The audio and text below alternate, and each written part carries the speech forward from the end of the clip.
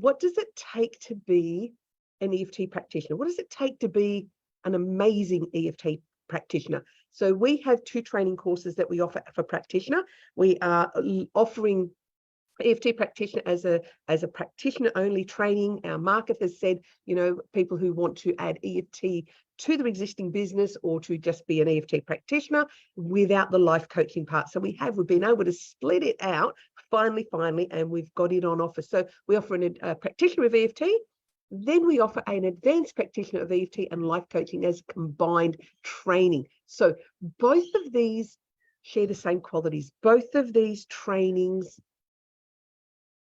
require the same from you. They require the same heartfelt commitment from you. And I just wanted to be able to share with you and talk to you about what it actually takes, what you really need. Because I think what happens is people get themselves very worked up and they get into a space where they overthink it. That's probably the easiest way to put it. People overthink this whole, what does it take to be in the healing modalities, and what do I need to have done, and how much do I need to have my own life completely sorted out, and how can I have no triggers and no activations from anything anyone says to me, or how do I just have this perfect life just looking amazingly perfect?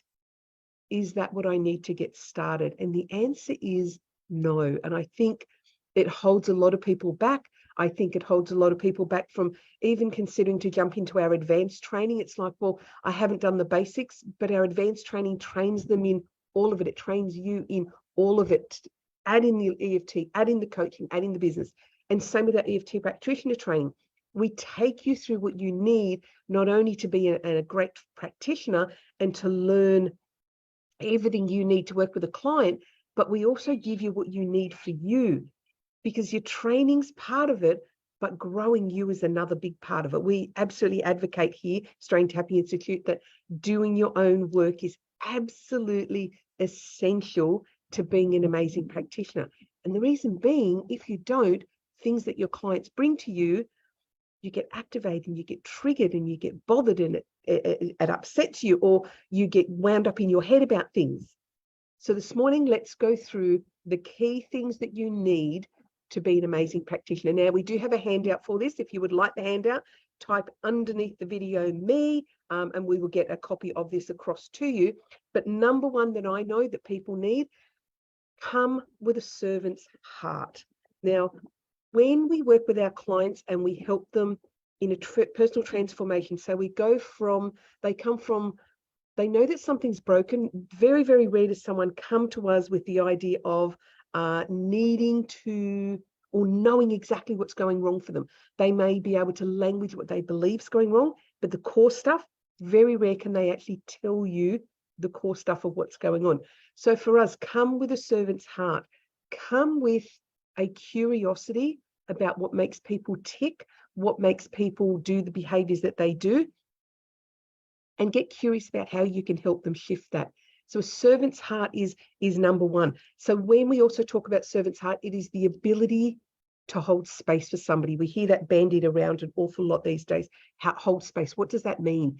It is the ability to sit still and quiet and listen to what the person in front of you is saying. Listen to every word that they are saying. Listen to what they are saying and what they're not saying. This can be trained. It's something you can learn. But what I'm referring to is being able to listen fully focused on them. So you're not listening with the idea of, what am I going to say next? Or how am I going to talk? Or how am I going to add to this conversation, like we do with our friends? We tend to talk with our friends in a space that we are having a robust conversation, is the easy way to put it, that we talk and we interact and they say and I say, and that's generally how our conversations go. So being able to hold space so this person feels completely, absolutely heard without any judgment is invaluable for the person in front of you. Totally, absolutely invaluable. We cannot even begin to tell you what that does for your clients. Oh, I've forgotten this box has come up. Next is how to receive feedback without being defensive. Now, when we talk about feedback, I don't like the word criticism. I don't like to receive criticism. I remember my dad used to say to me, yeah, can I give you some criticism? And my answer was, no, you can't. Full stop. No, you can't. No. Had he maybe said, can I give you some feedback or can I give you some advice? But if he was coming from a space of, can I give you some criticism? The answer was no. No, you can't. When we talk about feedback from a training space, you are going to receive feedback from your mentors, particularly in our school. We have mentors that will join you on calls and give you feedback. They are coming from a space of wanting to help you to become the best that you can be. They're going to have a bit of a look at how you're talking to clients, or maybe your body language, or maybe what you're saying, and they're going to give you the feedback about how to do it better, how to engage better, or how to listen in a different manner, or perhaps ways that you could have delved into a little bit deeper. So we need from you, when you come to us to train, we need for you to be open about, they're not giving me criticism, they are actually giving me feedback to be the best that I can be for the clients that are going to come with me. So that's one of the ones that we do require, and so we're happy to chat to you about it, of how we can help you. Because remember, when we can't receive criticism, there's probably a little bit of a trigger in there. Absolutely, there was with my dad, and I would get very defensive with him. So we need to just give you a skill set that helps you to relax from any defensiveness and understand the value in what you're getting from your mentors. The next one is the desire to clear your own limits, your own blocks, your own triggers, your own activations, whatever you want to call them. There is a desire to clear those. We can tell practitioners, whether they're the practitioners that are training with us, or certainly ones out in the marketplace, and certainly ones that we see who have trained elsewhere, we can see and hear the people who don't do their own work. Now, I am also a business coach in this space, so I work with a lot of practitioners of EFT who have trained elsewhere, and they just can't seem to get themselves together, or just can't seem to get the business together, and just can't seem to make it all work. I work with them because what I know it is it's haven't done their own work. We include it for you. We take you through this stuff with us, but clearing your own blocks and limits lets you go deeper with your clients. So it's this weird sort of phenomenon, things that goes on. If you won't go deep on your stuff and you won't clear your stuff, you will struggle to go deep with your clients on their stuff, because there's just this energetic stuff that happens in your body that it doesn't feel right. I know I'm not explaining this very well, but one of the causes is you've got to have a desire to clear your own stuff, because that is the trick and the key to being really, really amazing as a practitioner. And when I talk about being amazing, there is no ego in that. It is about your ability to help another person transform and change their life on such a deep level that you will be surprised what you can actually accomplish with somebody. So that's that one, desire to clear your own limits, blocks, and etc. And we call it simple: do your own work. Be prepared to do your own work. We'll help you and guide you with it. We'll give you the space to help you with it. But yeah, be prepared and desiring to clear your own stuff. Absolutely invaluable. Next is recognizing our clients are not broken. None of our clients are broken. We are, as practitioners, literally a tour guide in their life. They know all the information about themselves. They know all the answers. They know who they are. They don't need to be fixed. Our job is to help them feel heard, to be understood, and to guide them into the best outcome for them by helping to clear the blocks and the limits that they've got going on that stop them from being able to step into that. So definitely recognizing nobody on this planet is broken. Everyone is perfect as they are. They're exactly where they are meant to be. So your clients are never, never broken. That's one of the things. Another one is self-aware.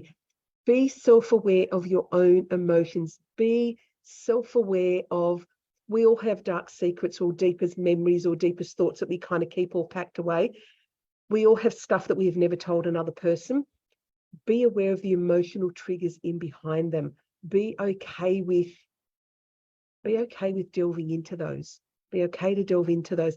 There are times when our clients will come to us and they will share information with you as a practitioner that they've possibly never shared with another human on the planet. It's one of the most humbling careers I could possibly have chosen.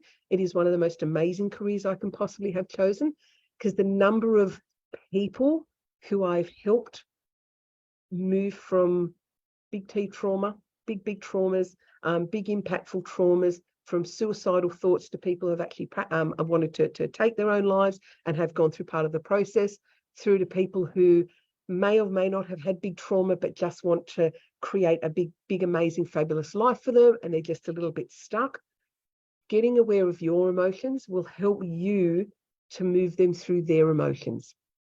So being very self-aware of your own emotions and understanding you have them, that they're okay to have them, and being really curious of your own emotions, of how you might unpack them, untangle them, shift them, embrace them, and be at one with them in your emotions.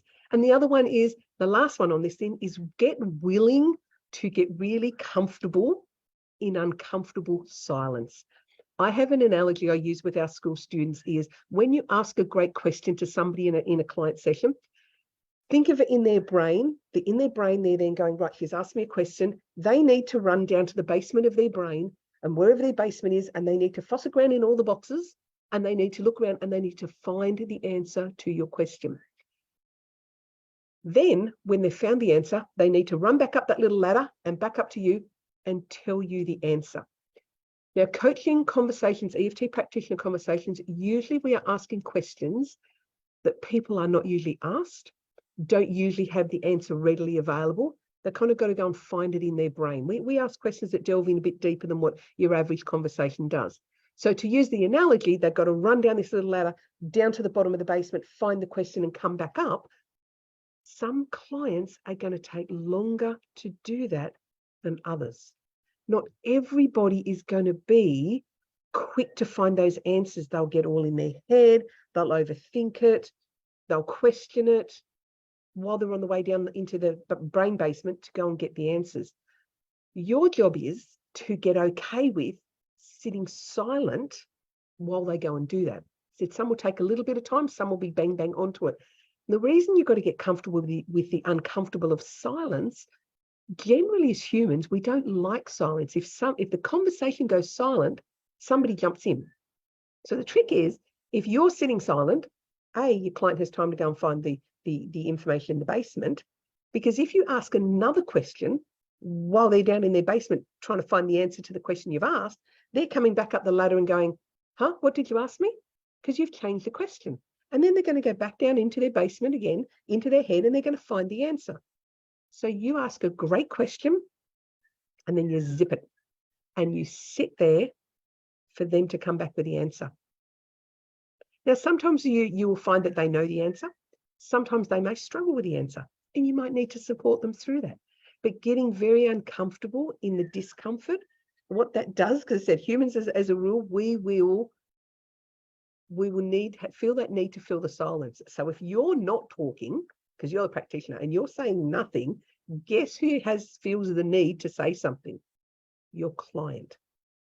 And that's one of the tricks that we teach, so that you give your client the space to bring up everything they need to in a safe place that they can, because they've had the gift of you being silent and also the discomfort of you being silent, that they will be able to share things with you that they may not have in the past. So we have a little handout of this. I have all of this written out for you. If you would like it, pop a little note into the chat of this live. Now, if you want more information or you'd love to chat to me just about, is EFT training for you? Is the courses that we offer the right ones for you? There's absolutely no obligation in chatting to somebody like me and asking the questions and to feel into it, even if you're not ready to get into training, because informed decisions are the best decisions, in my opinion, as it costs nothing to chat with me. And I might be able to help you and guide you into, well, this training is the best for you and that one's not the best for you. This one meets your lifestyle better than what this one does. And, I've got a lot of knowledge about all the trainings that are out there and whatever is on offer. So if you want to book a discovery call, not even a discovery call, that's a horrible word. If you just want to book an EFT training call with me and come and just chat to me for 10, 15 minutes, ask the questions that you want to ask, and then go continue on your research, do that. Come along and just have a conversation with me. So I love talking to people. I love talking about EFT. I love answering your questions so that you make the best EFT training choice for you, because I know the crap that's gone on in the last 2 or 3 years has been incredible for so many people. There are so many healing modalities that have no more capacity for people to work with them.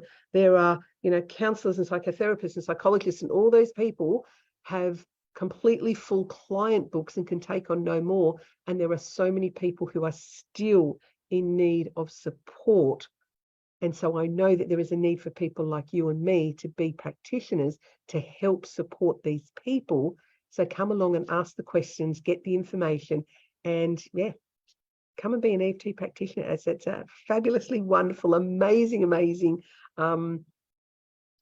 modality and career. And I said I couldn't have picked a more challenging one for myself because I love it, a more humbling one. And just simply to help other people. So I'm going to say goodbye.